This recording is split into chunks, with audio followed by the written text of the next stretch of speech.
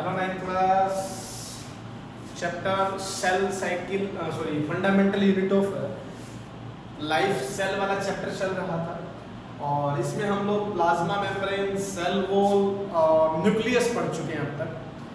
आज हमें शुरू करना है साइटोप्लाज्म। हेडिंग डालिए साइटोप्लाज्म। साइटोप्लाज्म को दो पार्ट में डिवाइड किया गया है, साइटोसोल और सेल ऑर्गेनेल्स। साइटोसोल और सेल ऑर्गेनेल्स।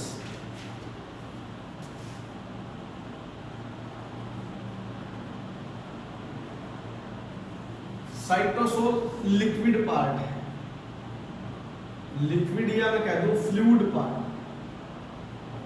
और सेल ऑर्गेनेल्स में क्या क्या पढ़ोगे आप? सबसे पहले endoplasmic reticulum,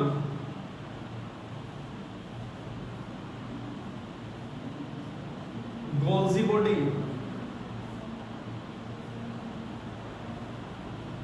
lysosome, ribosome, mitochondria,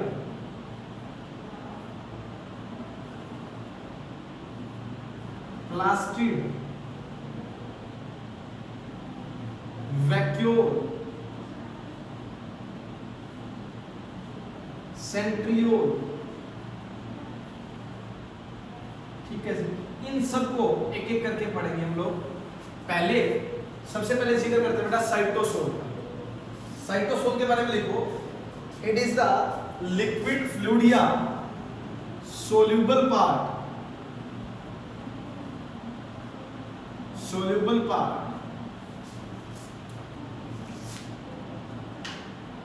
soluble part of the cytoplasm।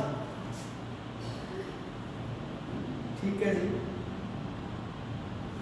ये जो साइटोसोल लगा लो, इसके अंदर क्या क्या चीज प्रेजेंट होंगी वो लिख लो।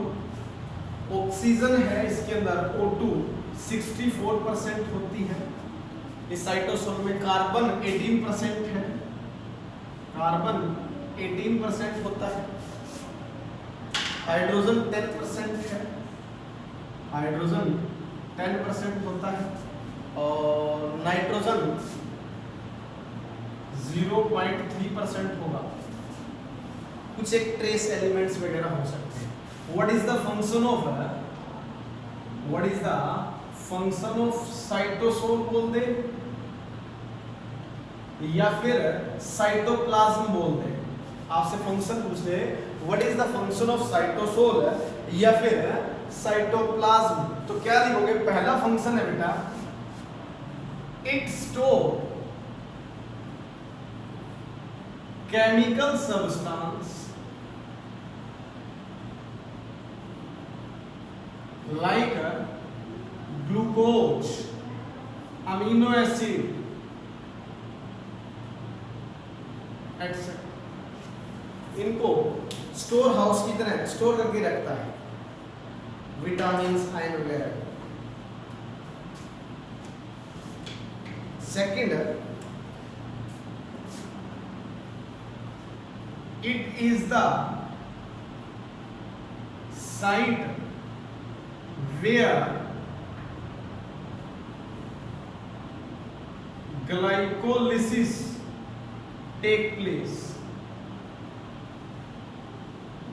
अब आपके दिमाग में क्वेश्चन आएगा, sir what is glycolysis? Glucose को तोड़कर पायरुविक एसिड बनाया जाता है और बाद में इस पायरुविक एसिड से एटीपी निकाली जाती है। तो इस पूरे प्रोसेस को बोलते हैं अपन रेस्पिरेशन। तो रेस्पिरेशन का एक स्टेप है बेटा ग्लाइकोलिसिस। वो कहाँ होता है? साइटोप्लाज्म में, सेल के साइटोप्लाज्म में होता है। ठीक है, next third, living cytoplasm is always in the state of movement,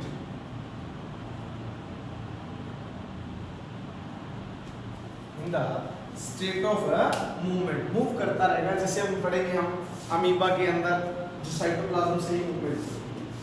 अब एक एक करके स्टडी करने हैं सेल ऑर्गन, इतना सा फंक्शन याद रखना है इसका साइटोप्लाज्म का। अब एक एक करके पढ़ना है। एंडो जो प्लाज्मिक रेटिकुलम, इसके बारे में गोल्जी बॉडी, लाइसोसोम। एक और बात, इन चार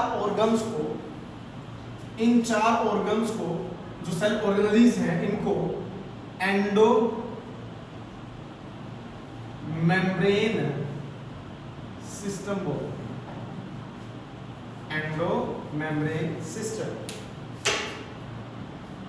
एंडो मेम्ब्रेन सिस्टम क्या है? एंडो मेम्ब्रेन सिस्टम, पहले तो एंडो मेम्ब्रेन सिस्टम की डेफिनेशन लिखिए। What is endo membrane system? Endo membrane की डेफिनेशन है, these are the organelles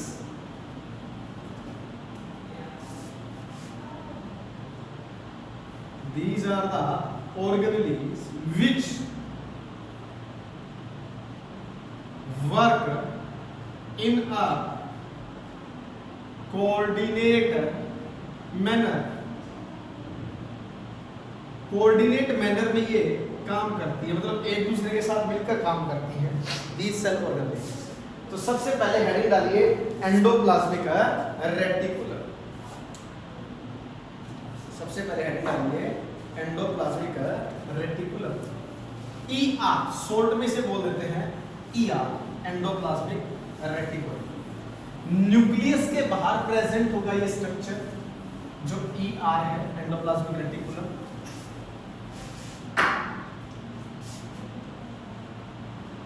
endoplasmic reticulum,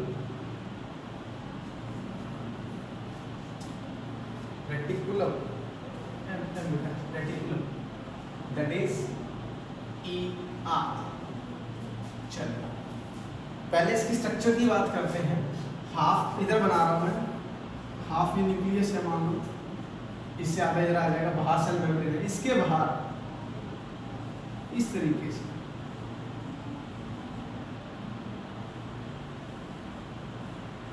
इस तरीके का एक स्ट्रक्चर प्रेजेंट है, ठीक है।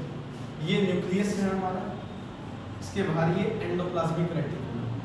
एंडोप्लाज्मिक रेटिकुलम दो टाइप का है, RER rough endoplasmic reticulum, SER smooth endoplasmic reticulum. इसको बोलेंगे रफ और इसको बोलेंगे स्मूथ। दोनों में क्या फर्क है? जो रफ एंडोप्लाज्मिक रेटिकुलम है उसके ऊपर ये स्ट्रक्चर दिखाई दे रहे हैं, छोटे छोटे ये स्ट्रक्चर दिखाई दे रहे हैं। इन स्ट्रक्चर को बोलते हैं बेटा हम लोग राइबोसोम। अगर एंडोप्लाज्मिक रेटिकुलम के ऊपर राइबोसोम प्रेजेंट है तो वो मेरा होगा रफ एंडोप्लाज्मिक रेटिकुलम। रफ का मतलब है उनको सरफेस को टच करो, उस सरफेस को टच करके देखो तो ऊपर से वो रफ नजर आएगा, उसको बोलते हैं रफ एंडोप्लाज्मिक रेटिकुलम।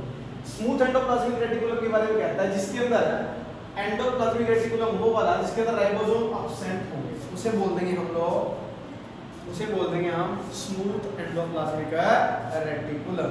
तो आप दोनों की डेफिनेशन क्या लिखोगे? रफ में लिखोगे, रफ एंडोप्लाज्मिक रेटिकुलम में लिखोगे rough endoplasmic reticulum with ribosome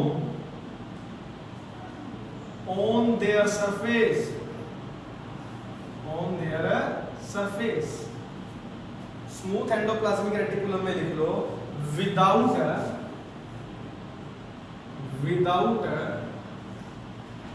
ribosome on their surface। चलो ये इनका डिफरेंस होगा, ठीक है। जनरली एंडोप्लाज्मिक रेटिकुलम आरबीसी में नहीं मिलता, याद रखना। This endoplasmic reticulum is absent in RBC red blood cell, ये एक्स्ट्रा पॉइंट लिख दे। हेडिंग डालिए, what is the function of ER, endoplasmic reticulum के फंक्शन क्या क्या है। फंक्शंस लिखिए। Number 1, endoplasmic reticulum form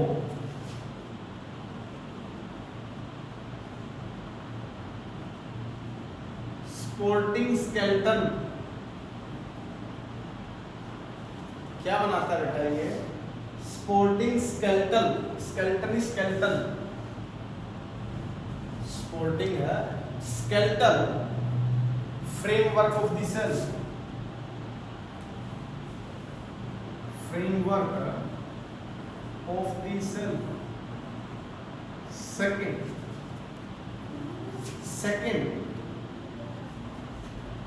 it provide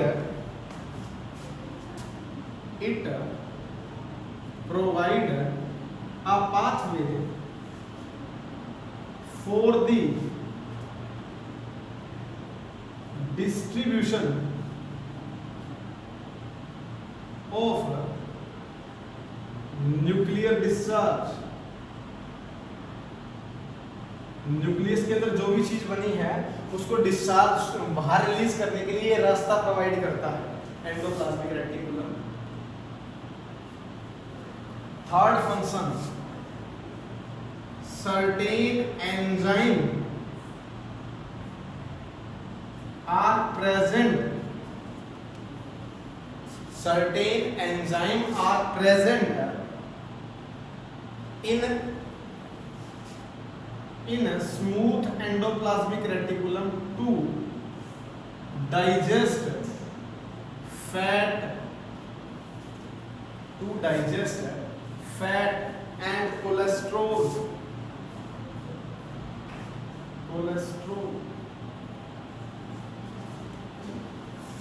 next function है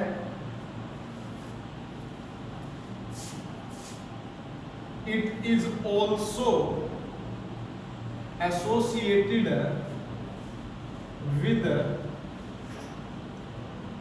transport of protein। प्रोटीन के ट्रांसपोर्ट में भी एंडोप्लाज्मिक रेटिकुलम का बहुत बड़ा हाथ है। इसके अलावा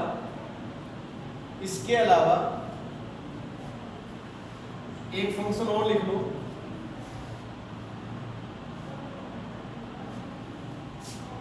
SER of smooth endoplasmic reticulum of liver. Liver के अंदर जो होता है, मैमल्स के अंदर लगा लो, वर्टेब्रेट्स में लगा लो, हेल्प इन डिटॉक्सिफिकेशन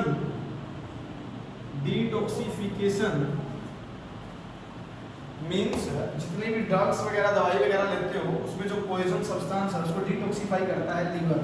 तो लीवर के अंदर कौन सी सेल का कौन सा पार्ट करता है? Smooth endoplasmic reticulum. ठीक है भाई। नेक्स्ट डिफरेंस लिख लीजिए दोनों के बीच में, RER और SER के बीच में। RER और SER स्मूथ और रफ के बीच में डिफरेंस, 3 पॉइंट लिख लीजिए। अगर मैं स्ट्रक्चर की बात करूं, दोनों के अंदर सिस्टेनेट ट्यूब्यूल और वेसिकल्स प्रेजेंट होगी बेटा। अब सीधा ही लिखो, रफ के अंदर ribosome are present on their surface. यहां लिख देना अपसेंट, वहां पर राइबोसोम अपसेंट होंगे। इट इज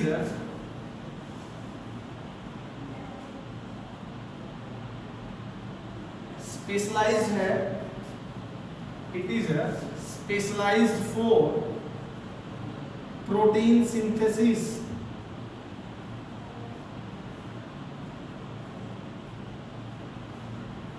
प्रोटीन सिंथेसिस, इसमें लिखना it is specialised for fat and fat लिख लो या फिर लिपिड लिख लो, एक ही बात है, लिपिड भी कह सकते हो। एंड स्टीरॉइड्स या स्टीरोल्स, स्टीरॉइड्स लिख लो, स्टीरॉइड्स वगैरह सिंथेसाइज में हेल्प करता है। थर्ड पॉइंट लिखिए, किसमें ज्यादा मिलता है rough endoplasmic reticulum? It is abundantly present या abundant, it is abundant in pancreas या पैनक्रियाटिक सेल लिख सकते हो, पैनक्रियास सेल, पैनक्रियास के अंदर सेल उसके अंदर है, ये ज्यादा मिलेगा। ये किसमें मिलेगा? It is abundant in liver, liver के अंदर abundant होता है। तो पहला फर्स्ट एंडोमेम्ब्रेन का जो ऑर्गेनेली था वो खत्म होता है, endoplasmic reticulum. Next second heading डालिए राइबोसोम। अभी बताया था राइबोसोम बनाता कौन है? राइबोसोम को न्यूक्लियोलस, याद है न्यूक्लियोलस में लिखा था हमने, इससे पहले वाली वीडियो पर देख लेना, न्यूक्लियस के अंदर है, जिसमें बताया था आप लोगों को, न्यूक्लियस के अंदर आपको बताया था, क्या बताया था न्यूक्लियस के अंदर? प्रोटीन, सॉरी राइबोसोम को बनाने वाले जो ऑर्गेनेल्स हैं उनको न्यूक्लियस कहा था, उसे फैक्ट्री ऑफ राइबोसोम भी कहा था। तो सेकंड सेल ऑर्गेनेल पढ़ना है राइबोसोम, राइबोसोम लिखिए राइबोसोम के बारे में। Ribosome are dense spherical, dense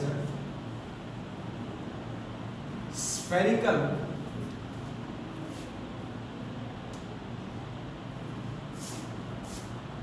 particles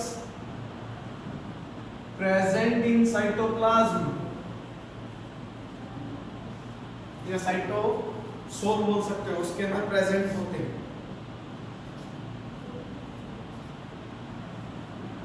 generally ribosome are made up of RNA and protein. ये किसके बने होते हैं? आरएनए और प्रोटीन के बने हैं राइबोसोम्स। लिपिड्स नहीं होते इनके अंदर, लिख लेना, लिपिड्स आर एब्सेंट, लिपिड्स नहीं होंगे राइबोसोम के अंदर। ठीक है जी।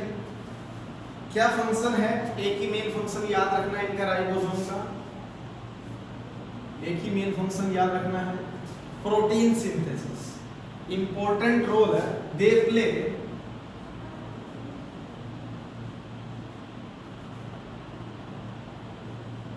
important role in protein synthesis।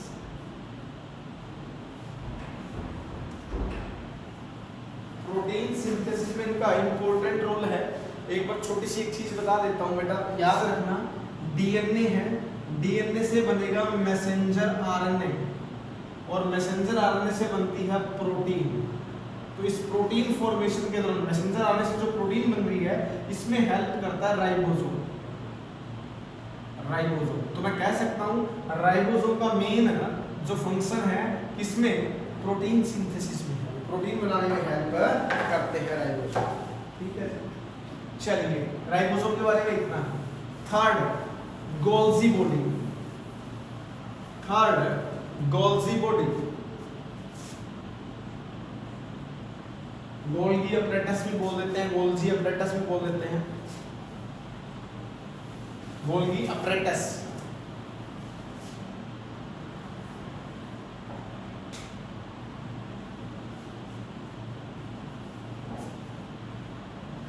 ठीक है, गोल्जी कॉम्प्लेक्स भी बोल देते हैं।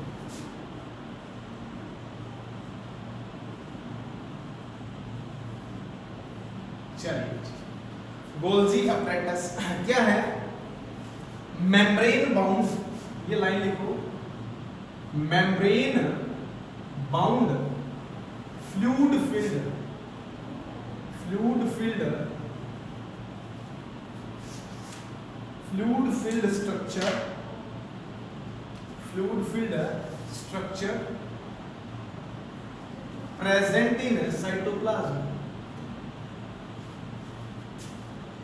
present in cytoplasm। ठीक है जी, गोल्जी apparatus के बारे में कहता है in plant cell,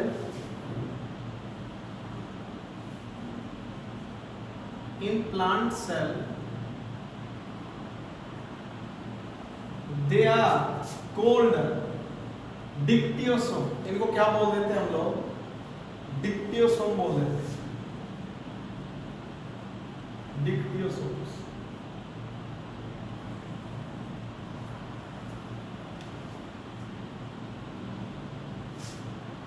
डिक्टियोसोम, ठीक है। ये गोल्जी अपरेटस absent होते हैं, Golgi apparatus absent in bacteria.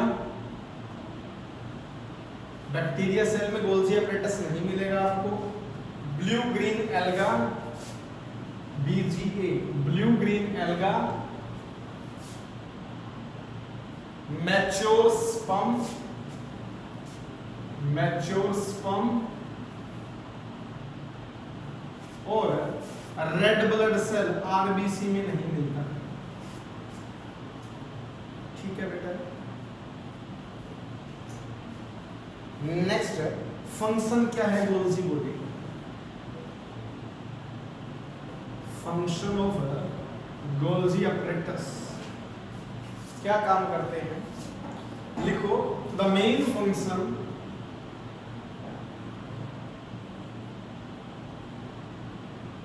of Golgi apparatus is secretory in nature.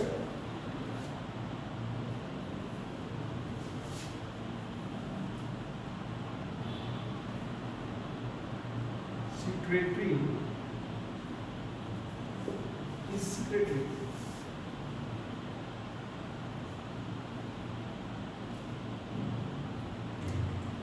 Second, it act as processor, processor की तरह काम करता है प्रोसेसर एंड पैकर्स। सेल के अंदर कोई भी सामान बना उसको प्रोसेस करना, पैक करना, फिर रिलीज करना, उसकी तरह वर्क करता है गोल्जी अपरेटस।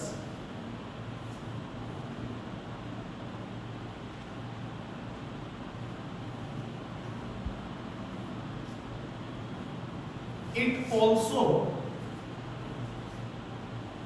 प्रोड्यूस या सीक्रेट कह सकते हो एंजाइम और अगला लिखो last, it involve in production of cell wall, cell wall को प्रोड्यूस करने में, प्लाज्मा मेम्ब्रेन को बनाने में, प्लाज्मा मेम्ब्रेन एंड लाइसोसोम्स, इनको बनाने में भी इंपॉर्टेंट रोल है। ठीक है जी। लास्ट, थर्ड हो गया, लास्ट एंडोमेम्ब्रेन सिस्टम का पार्ट। अगला ऑर्गेनली फोर्थ नंबर पे आता है बेटा लाइसोसोम। इंपॉर्टेंट है, इससे क्वेश्चन पूछता है। नंबर 4 पे लाइसोसोम्स लिखिए, लाइसोसोम्स के बारे में। They are simple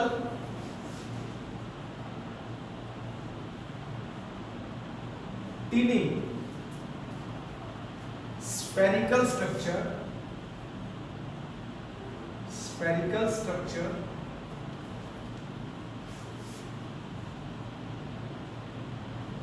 present in a cytoplasm। ठीक है, लाइसोसोम मेम्ब्रेन बाउंड है they contain enzyme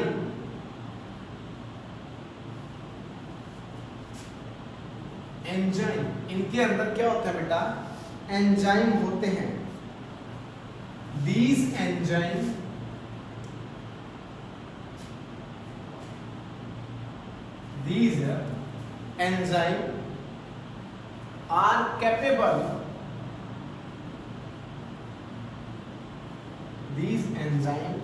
are capable या और break down capable of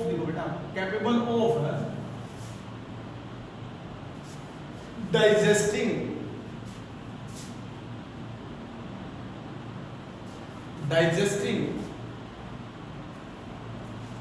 all organic matter. इनके अंदर कोई भी ऑर्गेनिक मैटर चला जाएगा लाइसोसोम के पास, उनको ये डाइजेस्ट कर सकते हैं। These lysosomes are made up from endoplasmic reticulum। ये लिख लेना, they are produced by rough endoplasmic reticulum। इनको rough endoplasmic reticulum है बना। बहुत इंपॉर्टेंट सी बात लिखवाने जा रहा हूँ, इनकी जो फंक्शन है वो बहुत इंपॉर्टेंट है, लिखिए फंक्शन of lysosomes। देखो, they serve as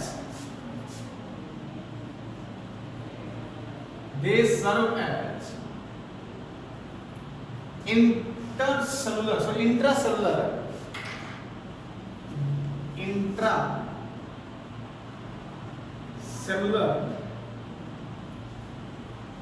digestive system. Cell के अंदर ही किसी चीज को डाइजेस्ट करने वाले सिस्टम की तरह काम करते हैं। hence they are called digestive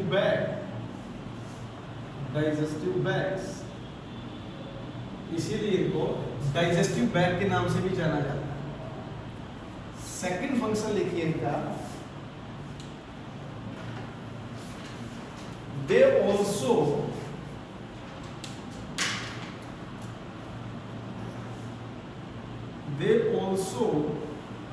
remove the worn out futa and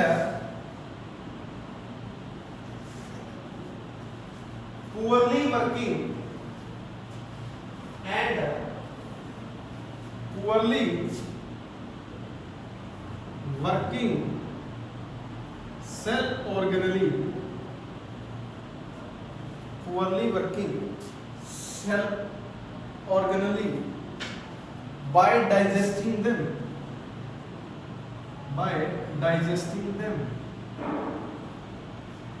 जो काम नहीं कर रहा ढंग से या टूट फूट हो गई है किसी सेल के अंदर, कोई जो सेल ऑर्गेनली है उसको ये खत्म कर देते, खा जाते हैं। Hence they are known as scavengers। They are also called scavengers, सफाई कर्मचारी या सेलुलर हाउसकीपर्स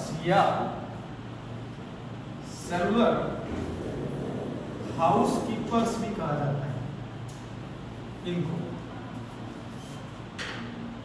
गार्बेज डिस्पोजल सिस्टम की तरह वर्क करता है लाइसोसोम। लिख लो लाइसोसोम, इसी में लिखना है lysosome works as garbage disposal system उसकी तरह वर्क। लास्ट और important line, during breakdown of cell structure, ऊपर लिख देता हूं, during breakdown of cell structure, third point है during a breakdown of cell structure when the cell get damaged, when the cell get damaged,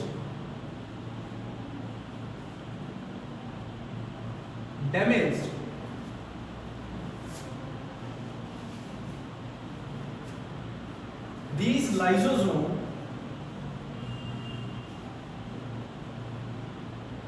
burst, फट जाते हैं. These lysosomes burst and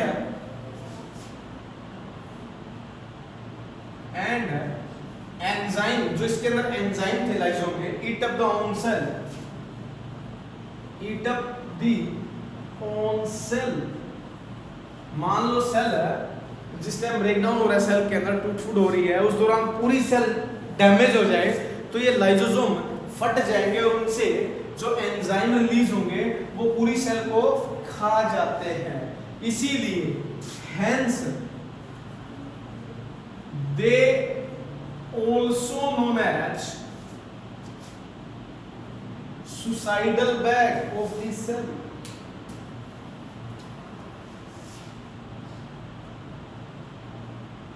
Suicide bag. Suicide bags of the cell.